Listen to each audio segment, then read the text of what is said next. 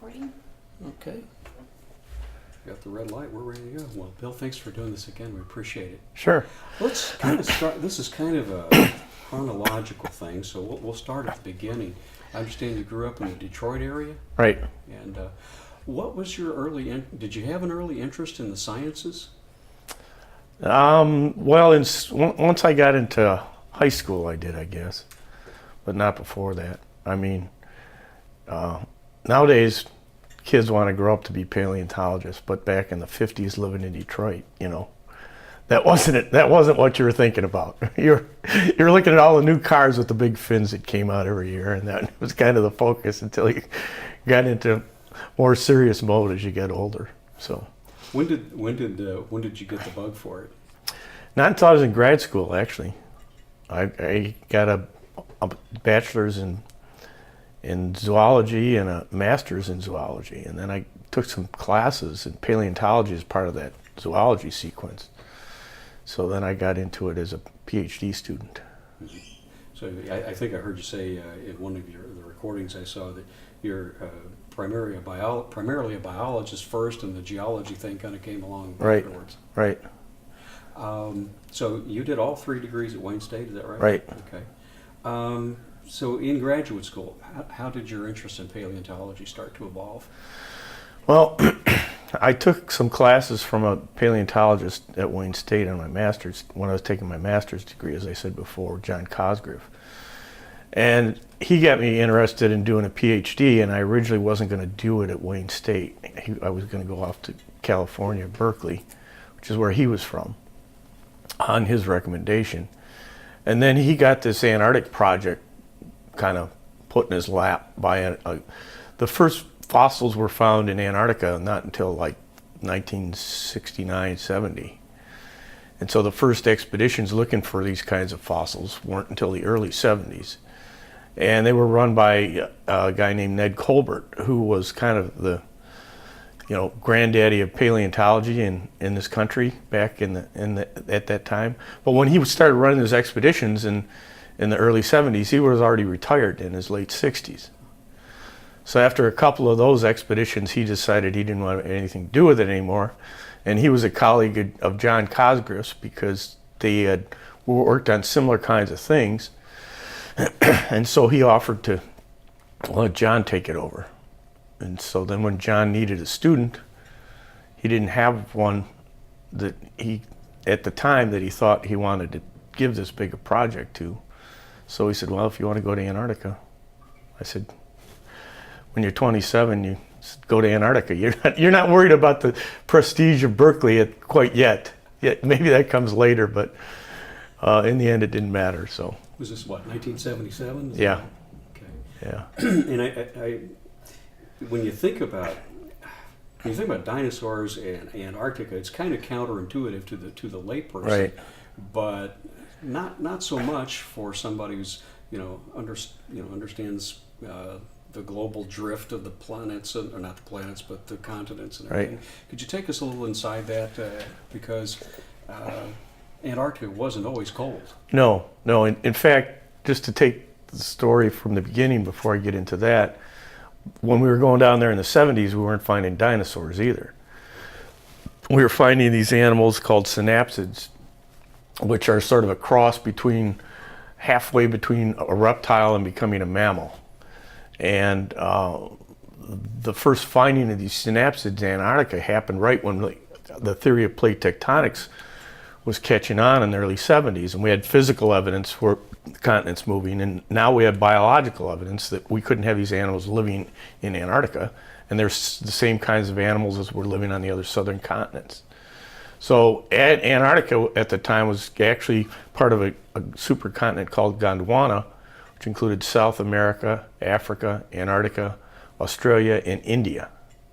India wasn't always in the north. It broke away and rammed into Asia. And it was at higher latitude. It was still, or lower latitude. It was still fairly high latitude. In the latitude it was at today would not be amenable to dinosaurs and have the same kind of climate. But we didn't have any ice caps back then, and climates were milder at higher latitudes. What was the place? What was the place like in terms of its environment, the temperature? What can we make an educated guess at? That it was Well, it wasn't tropical, but it wasn't seasonally real cold. So the best way to think of it is like the northwest coast of the United States, which, San Francisco is at as high a latitude as Chicago, but it doesn't have the seasonality. And this was fairly close to what was a coast at that time where these things are found. in terms of their background. These are Mesozoic vertebrates, is that Right. Okay. The first ones we were finding were from the early part of what's called the Triassic period. They were about 250 million years old. Then we started finding some that were about 230 million years old, but still too old to be dinosaurs. And then in the 90s, we started finding dinosaurs, which are about 190 to 200 million years old. And when you actually, the animal that, the first one you found, that was the dinosaur, and I'm not going to try to attempt the name. I've tried it a couple of times and I'll just embarrass myself. Cryolophosaurus. I was close. Cryolophosaurus. Right. Where did you find the first evidence of this creature? Actually, it was in a piece of the mountain ranges in Antarctica where we work. The peaks go up to 15,000 feet, and the ice level is about 7,000 or 8,000. So you're working in the top parts of the peaks. But back when we had ice ages here, that ice was actually much thicker, and that whole mountain range was under ice. And what ice does is it erodes things and pulls off big chunks. It doesn't erode it like rain does. It just breaks off big chunks and moves them around. And we found another geologist, a friend of mine, who was working near that site, but working on volcanic rocks, found some scree, which is just loose broken rock that had been left behind by these glaciers. And he called me and he said, well, I think there's something in this, looks like bone. Because he had been on some of the earlier expeditions where we'd found bones. And so we went over there, and sure enough, so we just had to figure out, look around on that mountain to see where it might have come from. And then it was easy. Once we found it, there was a 3-foot long femur sticking out of the side of the mountain. Pretty easy to see. Talk about your aha moments. Yeah. And what were you able to find out? Was this thing, did it die in some kind of creek bed, or? It died adjacent to a river, and was buried over by floodplain deposits, river deposits, which is where we find most dinosaurs, in some kind of fluvial or river type environment. Had other carnivores worked it over? Could you tell? Yeah, we found some little broken scavenger teeth, and it was disarticulated. It was all in one general area, but it wasn't still put together as a skeleton. There was a bone here or there. They'd been moved around. Mm-hmm. Some parts of it were articulated, parts that don't have much meat on it, like the head still had the jaws attached. Parts of the tail were still intact, like vertebrae all in a row. Is this an early? Is this like a great grandfather of T-Rex? Sort of same group. Yeah, much older. T-Rex is actually closer to right now than it is to this dinosaur. T-Rex was about 70 million years ago, and this is 120 million years before that. But it's about half the size of T-Rex. If he's half the size of T-Rex, and we're going to see the skeleton upstairs here, the mock-up of that, describe him for the viewer in terms of how long he is, how tall he is, how much he might weigh. Well, it's about 22 feet long, and it's a bipedal, stands on 2 legs with short arms like T-Rex, and a very big head with sharp teeth. And if at the hip level, I mean, it depends how tall it is, depends on how it's standing. But if it's level, at the highest point at the hips is probably about 7 or 8 feet off the ground. Was he pretty much a predator or a scavenger? No, probably a predator. It's pretty fearsome looking creature when you get a look at the head. I got to imagine there's several tons of foot pressure he could put on it. Yeah, he probably weighed about a ton, ton and a half. Well, it wasn't real heavy because these bipedal things were kind of fast and built for speed, even though they were big. And you know, to put it in context, this is the first vertebrate dinosaur that was found there. Right. What kind of sensation or what kind of significance did this have in your world and in the science that you work in, as far as finding one of these down there for the first time in Antarctica? Well, because we were finding these older things before that, we surmised that it was likely dinosaurs lived there, but we didn't have evidence of it. And then we found this thing, and so that was a start. The other interesting thing about it is its age, because dinosaurs started about 220 million years ago, and they became extinct 65 million years ago. But about 75 or 80% of the dinosaurs that we found and we know a lot about are right from the end of their time of existence. We don't have very much evidence from the beginning from anywhere in the world. So this was unusual because it was such a complete dinosaur and so large a dinosaur from that age. It's the largest carnivore in the world from that point in time. It's very unique, kind of holds an interesting position between more primitive carnivores that were around right at the dawn of dinosaurs and then the ones that come later, like Allosaurus and eventually Tyrannosaurus. Have similar discoveries taken place around the world? Has this animal been found other places? No. Not yet. No. Anything from his era yet? Yes. Yeah, there are other things from that age, but none of them are terribly closely related to this thing. Because most of the other dinosaurs of that age, not all, but most of them are not from southern continents. They're actually from the northern continents. So they were geographically quite far away from where this dinosaur lived. Now, do we know, was this a male or a female? We don't know. We only have one. You're, It does have a display crest, and we do know there's sexual dimorphism in some dinosaurs. But so you could hypothesize that maybe it was a male because maybe they had display features. Because we see that in some other dinosaurs where we have evidence because we have a lot of specimens, and so we can see half of them look like this and half look like that. So these must be males, these must be females. But when you only have one, it's kind of tough. now your friend, the artist Bill Stout, how did he come up with his ideas on what this thing might have looked like in real life? Well, he before he got around to painting these things, he had quite a bit of experience painting other kinds of dinosaurs and animals. And the way Bill works is, and at least he works with me, is he would look at the skeletal structure and then he would make a mock-up of what he thought it looked like. And then he would always send me things for correction. And, should I make it fatter? Or should I do this, that, the other thing, blah, blah, blah. So he kind of does it through consultation and A he's little pretty good at artistic it. license. Yeah. There's some of that in there too. So you've made how many trips to this site? Is it 8 or 9? Oh, I made 8 trips to Antarctica total. But to this site, let me see. We made 3 trips to the site where Cryolophosaurus is from. Is it still an active dig for you and your colleagues? It took us 3 seasons, but we finished that quarry. There might be other things on that same mountain, but the original quarry we had, we finished. And then we did find, after we finished the quarry, we did find some more stuff in more isolated nearby. So actually we have, the last time we were in Antarctica, we found 2 more new dinosaurs that we hadn't found before. So those are what we're working on now.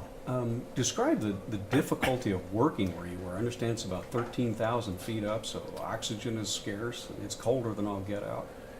Yeah, it's in the summer it's 25 to 30 plus, 25 to 35 below 0 Fahrenheit, and so it's exhausting to work because not only the cold but the altitude.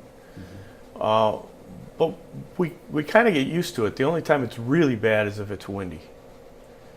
And then when it's really windy at those temperatures, it's really hard to get anything done. Did you have a crew of students from here and other universities with you, grad students? Different seasons I've different crews, different numbers. The smallest group I ever went down with was like 4 of us. The biggest was the last trip. There were 10 of us.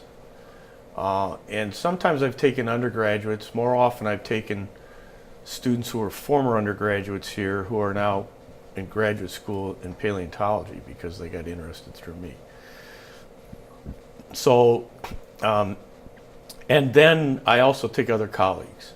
The last trip I had a former student who's actually going to take over the project. He finished his PhD at the University of Chicago. He's got a full-time faculty position at Howard. And so we've got another proposal in for another field season, but I put him as the lead PI on this so that he can, I've been there, I'll go back with him, but it's time to pass the ball, if you will, or however you want to put it. Like it was to me from my advisor, you know, it's time for somebody else to move in, and he's well trained. It's kind of a culture, that's the way the thing works. But I had a colleague from the Field Museum with me as well, because I'm a research associate at the Field Museum, so I have a close association with them.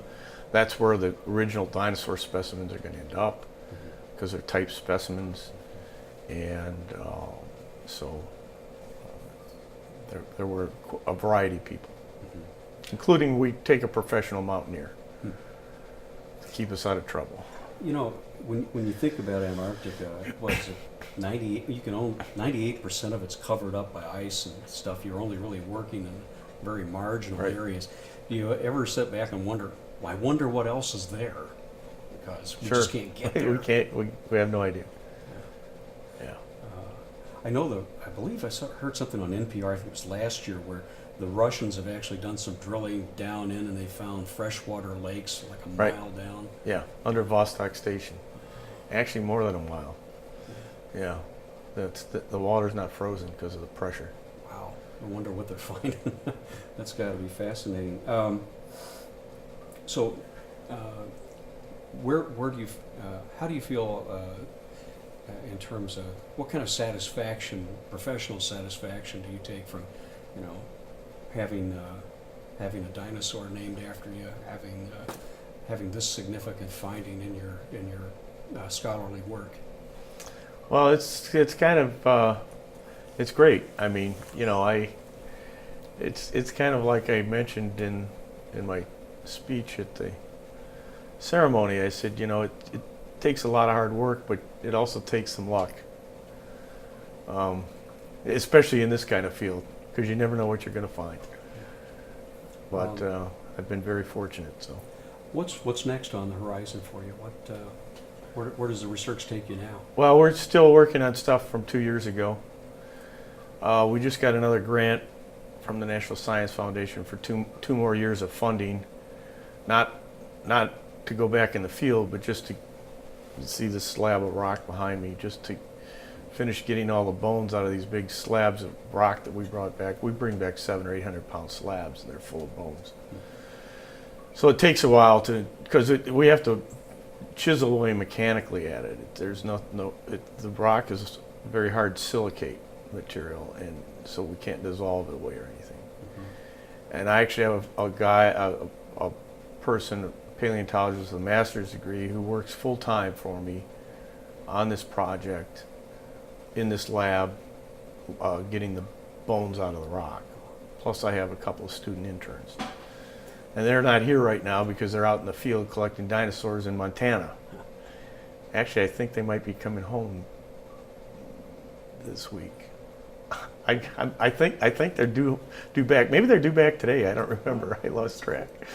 Well, they're on another dig with the Burpee Museum in Rockford, and I do that to give my students experience.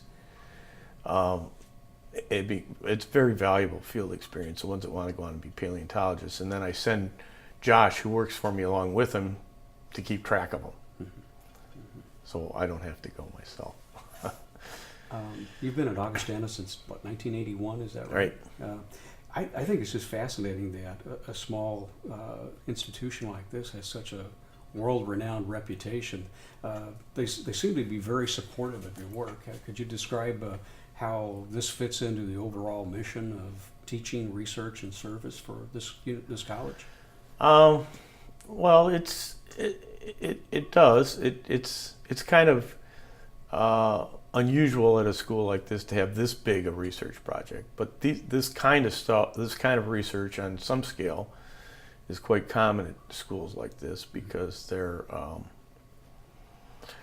Our goal is a liberal arts education, but also to prepare students for further education if they're interested in it, and so that's where you have to go beyond the classroom and get them involved in hands-on things and original kinds of work.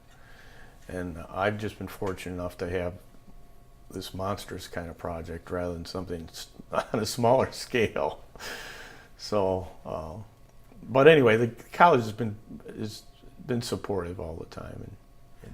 As a teacher and a researcher, what do you get out of watching the young people dig into this stuff and start to make their own discoveries and the light bulbs come on in their heads? Yeah, right. I've got several of those that are the one taking over this project, but I've got several other ones who are finishing up PhDs in paleontology, and some of whom have designs to come and take my job when I retire. I said, well, it's not going to be for several years at least, but they're not quite done anyway. So it's funny when I see them at meetings and I take them out to lunch and they get together and they argue over which one of them is going to get my job. And I said, well, we'll see. Yeah, I have that in radio TV too. Yeah. What's interesting is the students that you had back in the early '80s, who come back now with kids to go to school, and all of a sudden grandkids, and I'm just going, oh my God, how did this happen? Yeah. Now, as I understand it, there's a Mount Augustana in Antarctica. Could you tell me the story about that? How'd that happen? Yeah, actually, there's something named after me, a glacial ridge, Hammer Call, which happened several years ago, and I can't explain where that came from. What happens is somebody nominates a feature that isn't named. You make a nomination to there's a National Board on Geographic Names, and once they look at it, first of all, it has to be something that hasn't already been named, and they have records of that. Secondly, the name has to have some kind of significance. You can't just say, "Oh, I want to name it after my kid," It has to have some kind of meaning to the place. So I don't know who nominated this glacial ridge to be named after me. I can't figure that out, but I do know what happened with Mount Augustana. A year after that, I discovered that some friends of mine, colleagues of mine from Ohio State University made that nomination, because Mount Augustana is the highest peak in the area that I first went to when I was a graduate student. And I have been back there again. I've been there twice, first as a graduate student, again in the 90s. And some of the geologists from Ohio State has this big bird polar research center. So they have a concentration of scientists that work in Antarctica and the Arctic. And a couple of close colleagues from the Bird Polar Center admitted that they nominated that peak to be named Mount Augustana. So Augustana has made a mark in a couple of different ways on the continent there. Yeah. Yeah, that's pretty cool. I just remembered now reading about a Center for Polar Research here at Augustana. Right. Tell me about that, because it's working at both ends of the world. Well, yeah, that was President Ball's idea several years ago. President Ball's and the former dean got this idea because I had been here working on this project for a long time, but back about 7 or 8 years ago, we hired a geographer she's actually got a PhD in geology. She works on Arctic soils, on high latitude soils. And so we hired this geographer, and she and her husband have a research project going in Greenland. And every summer, sometimes both of them or one or the other of them will be up in Greenland working on this research project. And so the administration here got this idea that it's kind of odd that we've had Hammer all these years, and now we got somebody doing research in the Arctic and the Antarctic at this little place. So we established this center, and it's not a thing that's extremely active, but we have a board that includes half of the people are on campus and half are colleagues off campus, and we have a budget. So we sponsor mainly lectures. We sponsor student research in the summer. A lot of my students I fund through my NSF grant, but Jenny's students that she takes to Greenland, she doesn't have that same kind of support, so we'll support one of her students to go on one of her Greenland expeditions. And